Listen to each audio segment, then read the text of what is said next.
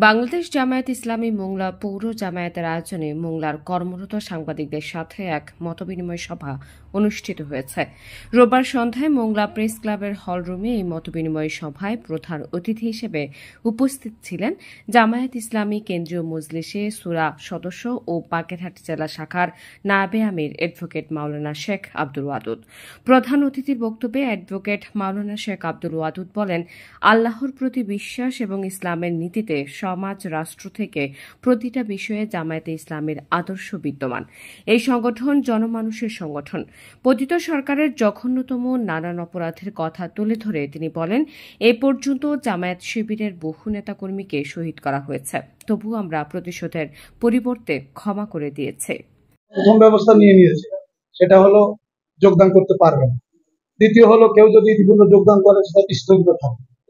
তৃতীয় হলো কোনো সুযোগ নেই যারা মানুষ মেরেছে, অত্যাচার করেছে, নির্যাতন করেছে, এবং আপনাদের মনে আছে 18 সালে 96টি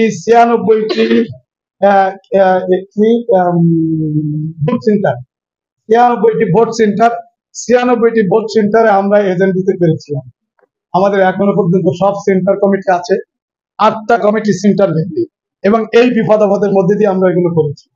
আমাদের কমিটি সব জায়গায় আছে, ওয়ার্ড ভিত্তিক কমিটি আছে, আগে এখন না। যুব কমিটি আছে, ছাত্র কমিটি আছে, মহিলা কমিটি আছে, ছাত্রী কমিটি আছে। আমাদের সবসময় প্রস্তুত আছে। চলমান কাজ, এটা চলমান কাজ, আন্দোলন।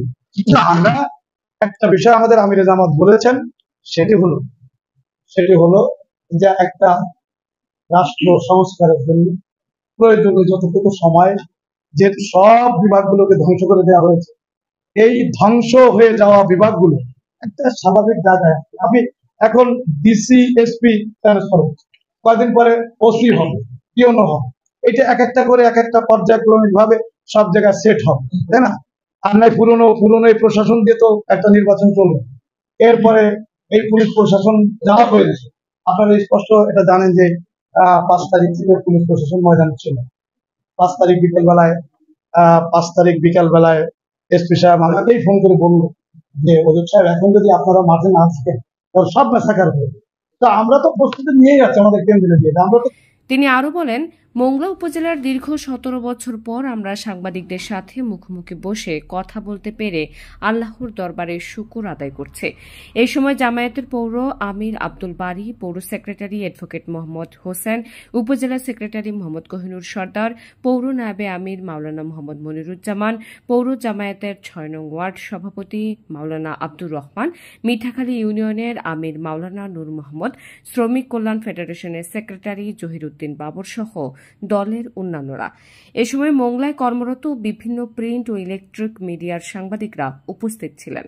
পরে জামায়াত ইসলামী কেন্দ্রীয় মজলিসে সূরা সদস্য ও বাগেরহাট জেলা শাখার নায়েবে আমির অ্যাডভোকেট মাওলানা শেখ আব্দুল ওয়াদুদ সহ স্থানীয় জামায়াতের নেতাকর্মীদের নিয়ে দলীয় কার্যালয় উদ্বোধন করা হয়।